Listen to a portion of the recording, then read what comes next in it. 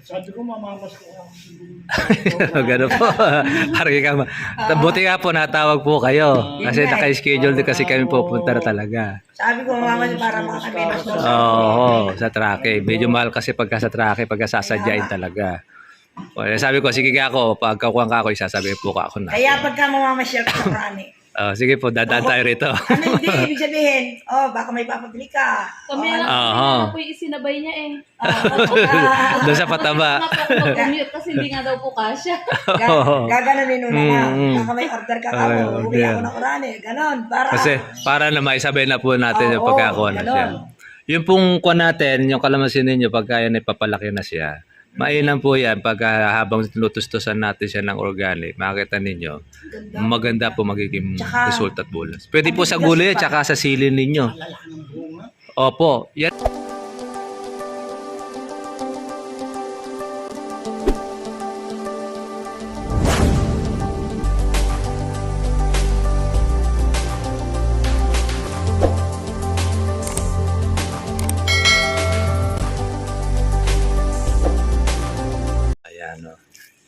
Kuya, kamusta po yung ating organic fertilizer na ginamit? Compare po natin doon, di ba nag-sample po kayo ng labas po ng kalamansi at saka ng organic. Ano po yung nangyari doon sa dati natin ginagamit? Organic, maganda. Pinalabasan ng Ano yung resulta eh? Dahil kasi nag-experiment kayo eh. yung ano. Saka green na green. Oo. Green na green ang Yung dahon niya. Tsaka iba yung pinang. Iba Opo, yung tinag kinang ng niya. Kasi nasuba ako sa araw. Masigla siya. Oo. Gaganda-ganda ng ano. Opo. Gaganda ng... Yun ang epekto ng kawan eh. Kasi yung mga natural minerals po yun sa eh. akin. Dito rin ka ako, lagyan mo yung maliliit. Oo. Lalagyan ko rin kaya. Pagka nagpatubig daw. Iba ang pinag ng organic. Oo. Sa totoo. Doon kasi po sa synthetic natin ginagamit, talaga yung sa dahon makikita mo eh. Maliit. Maliit ang dahon. Maliliit Tapos daw na mapusyaw. Mapusyaw ang itsura niya. Minsan niya yung pag halimbawa, medyo napasobrahan ka pa ng synthetic, dumidilaw pa kung minsan ng ano. Yung epekto nun. Kaya, inanong kong kontakin ka. Sabi ko, mamamas ko ang Gano'n po. Hargi ka ma. Buti nga po natawag po kayo. Kasi naka-schedule din kasi kami pupunta na talaga. Sabi ko, mama, para makakaminos doon. Oo, sa trake. Medyo mahal kasi pagka sa trake, pagka sasadyain talaga.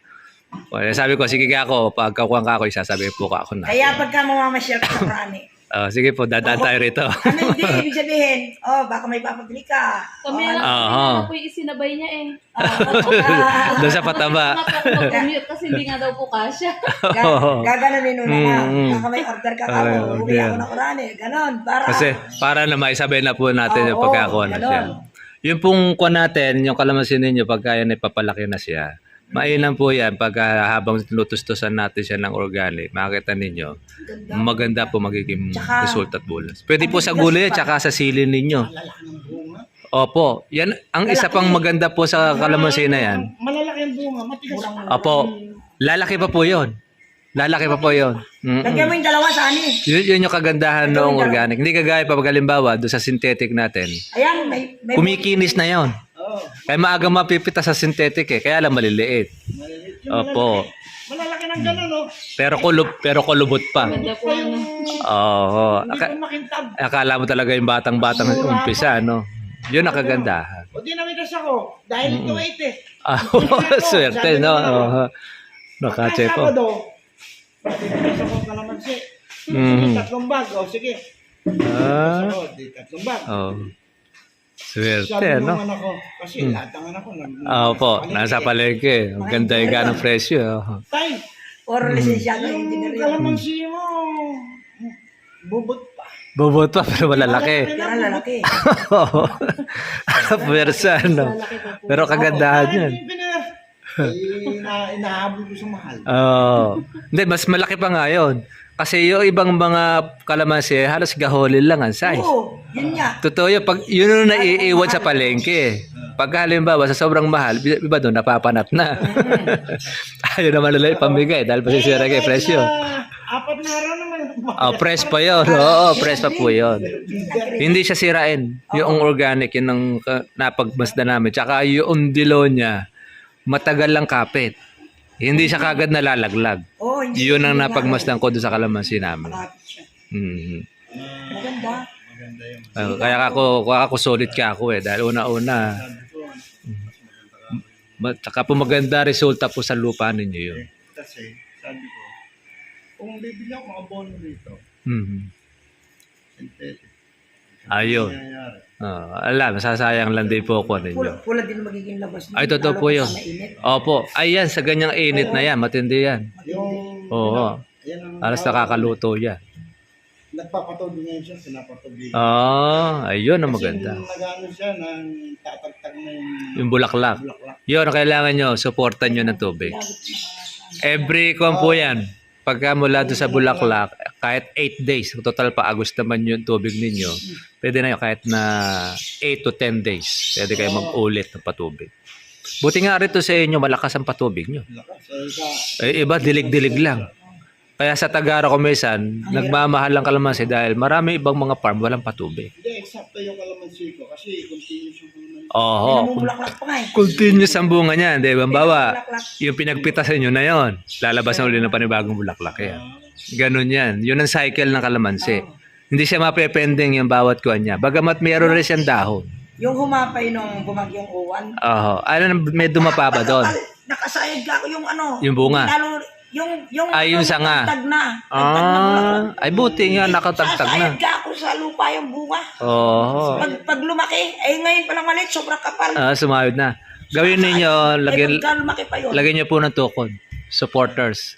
Para pagka lumaki yung bunga, hindi po makukondos ako. Pero wag niyo itatayo. Oo, sabi ka, huwag niya Pag itatayo. titayo nyo kasi yun, may tendency mamatay siya. Mm-mm. Manapa, kung noong bagyong yuwan, pagkalipas nun, pwede mo siyang itayo ng konti Hindi, lang. yun din na, sabi ko, huwag mo itatayo. Oo. Dahil Pero yun, ala- sobrang kapal eh. Maganda nga po yun. Ganto ka taas, Aha. pero pagka Bumilog. lapad-lapad, Alam nyo pa ba yung pagkadapa na yon?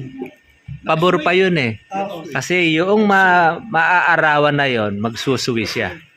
Magsalalabong. Iba nga, idinadapa pa eh. Tinan mo sa kamatis. Oo. Idinadapa pa nila. Yung sili, idinadapa. Para magsanga na magsanga. Ganon yun. Eh, ang kalamansi, di nyo na kayo idadapa. Ay, bagyo na po nagdapa eh.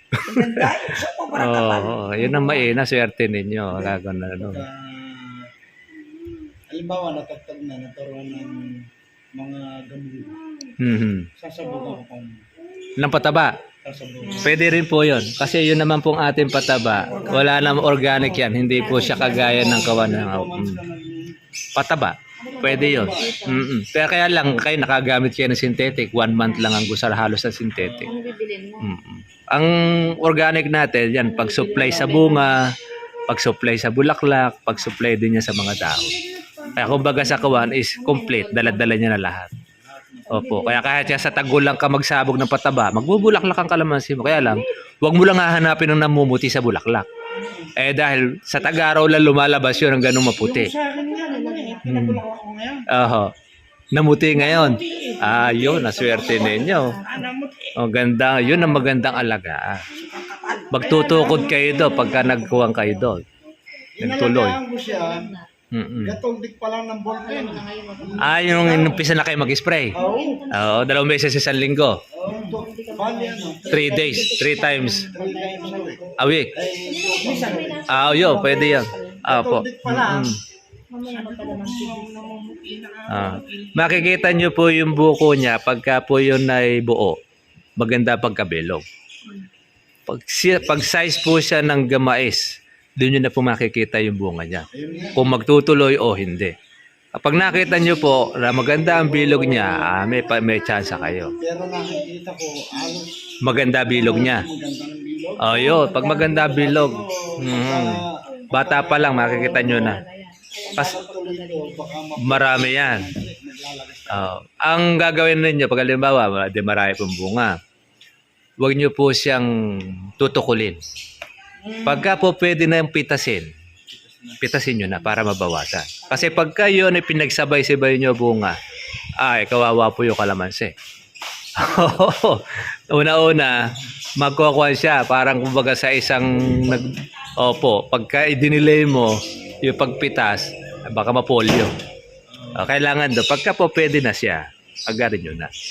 Pero maganda ng pina. Yun ang advance po, no? Oo. Hello po. Happy holiday po sa inyo. Siya. Ay po mga kaprilya po, yung resulta po ng kanyang organic ay maganda po sa kalamansi. Kaya naman, yun yung ating ginagamit din. At yun din ang ina-advise po natin sa ating mga farmers na nagpapabisit po sa atin. Yung sa ating organic. Sasakyan, alis lang. Oo.